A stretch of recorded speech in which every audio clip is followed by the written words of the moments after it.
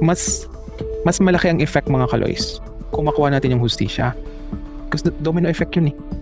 Diba? Ang dating kasi is parang nangyari siguro yun kay Rene para magising or para malaman natin ng katotohanan na may mga initiation para sa mga atleta. Diba na ang dating doon is parang palakasan na lang, and no, diba parang ang dating mga kaloys, ang effect noon is yung mga talented talaga na may skill ay mahirapan pumasok kasi nga may fraternity, may initiation. Kung may mga fraternity like, for sure meron yung mga palakasan. Okay, hindi talaga malagay yung totoong magaling na maglaro, kaya kulelat tayo sa Olympics siguro. Yun siguro ang reason, di ba? Pero ang isa talagang nakakaano sa akin mga kaloys na parang red flag, okay, na oops, ito ay diversion. Di ba sabi ko nga sa iyo yung Father Bobby Yap, Master of Cover-Up, Master of Censorship, di ba? Ayon dun sa nakatrabaho niya ng mga nag-resign na rin ng mga teacher. So, pero yun nga mga kaloys, bilang dating guro ng ating Manila University, kung tatanungin yung sahod mga kaloys, Diyos ko po.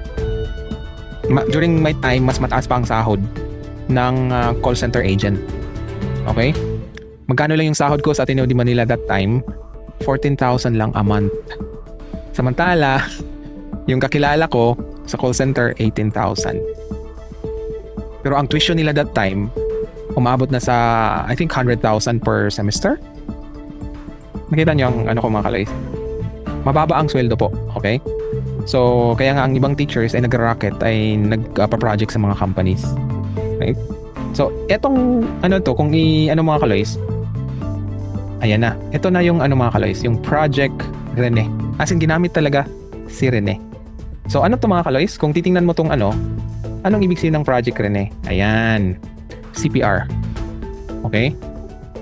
Project Rene, CPR. Ano ang implication nito? Okay? At bakit ginamit ang pangalang Rene? Okay? Si Rene Baterbo niya daw. Gusto kasing palabasin nitong Project Rene na ito na namatay nga si Rene. Okay? Isa possibility mga kaloys namatay si Rene kasi hindi na CPR ng tama. Nagets nyo? Right?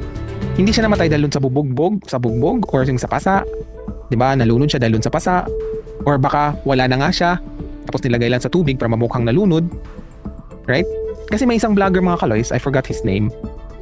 Siya yung sumisid doon sa ilalim, diba? Nakita niya walang corals, walang bato, so imposible magkapasa. Tapos pumunta siya sa hospital to get information. Alam mo mga kaloys, yung mga doktor pala doon takot magbigay ng information. So ang ano ko dun mga kaloys, bakit sila takot kung simpleng aksidente lang ang nangyari unless meron silang alam na pwede silang mapahamak? Nagkats yung point ko mga kaloys. Kung simpleng aksidente lang yan, madali sabihin, oh, ganito kasi nangyari, talagang nalunod yung ganun. Pero bakit takot ang mga doktor magsalita? Napagbantaan ba sila? Diba?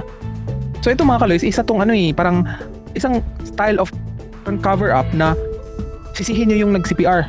Parang gano'n ang dating. Pero in-explain ko nga yun sa inyo mga kaloys, diba? Na even yung ER, yung emergency room na doctor, sinabi niya na hindi ibig sabihin na may lumabas na sa bibig, buhay pa yung tao. Sinabi niya yung window na pwede mong i-revive yung tao na possible na mabuhay pa siya. Kasi di ba kung mawawala ng in-explain ng doktor, di ba sinare ko sa inyo yung video. Pag mawala na yan ng oxygen ng utak, kung ma-revive mo yan siya, lagpas dun sa window, like 5 minutes, meron na yung effect dun sa utak kasi nawalan ng oxygen. Pero sabi nga ng tumawag sila 30 minutes. Di ba? So ibig sabihin nun, wala na. Isa yun, di ba, na question mark na parang bakit nyo isisisi dun sa nag-rescue? 30 minutes na ang nakalipas Di ba? Milagro na lang. Tapos di ba sabi ng mga nag-purple na, so ibig sabihin naubusan talaga ng oxygen. Pangalawa, nung dumating ang rescuer, di ba sinabi lang sa kanila ay hanapin yung maitim o yung Nigerian? Pero ang nahanap nila si Rene, so nagulat sila, dalawa pa lang nalunod. Bakit isa lang ang gusto nilang ipasave? Si Divine lang. Bakit? What happened to Rene? Di ba? In-explain ko na sa inyo na baka sa conscious nila, okay, wala na talaga si Rene. So what's the reason bakit ipahanap si Rene or sasabihin na dalawang nalunod kung alam nyo wala na si Rene at yung si Divine lang ang nakita nyo? Di ba yung sa analysis natin mga kaloys? Tapos ngayon, bakit may project Rene mga CPR? Diversion. Di ba? Tapos gamitin pa si Rene para magmukhang nalunod yan siya, hindi yan na-save ng So, minamask nila or parang tinatago nila yung talagang persons of interest, yung mga players. Para malaman natin bakit nagkapasa itong si Rene. Pero sino nagpo-promote dito? Di ba si Coach Jess? Bakit? Kasi ang laki na ng followers niya mga kaloys, 2.7. So influencer na siya. Diba? Nagets yung mga kaloys. Ayan, isa pa siya nagsasag CPR. Bakit Project Rene pang papangalan nila? May malis. Diba? Hindi ba yan ang utos ni Father Bobby Yap? Sabi ni Leonie, those offers are intended to keep the family silent. True. Kaya nga nagtatanong ako sa inyo mga kaloys, dapat bang iwasan muna ng family yung mga offers ng Ateneo schools, okay? Kahit anong Ateneo, at unahin ang hustisya.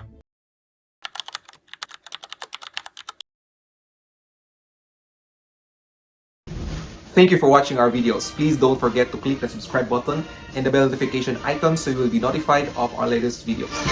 And please do like and share all our videos. For more information, you can visit our website at bagonglipunan.com. You can also follow us on Twitter and TikTok at bagonglipunan72. Maraming salamat po.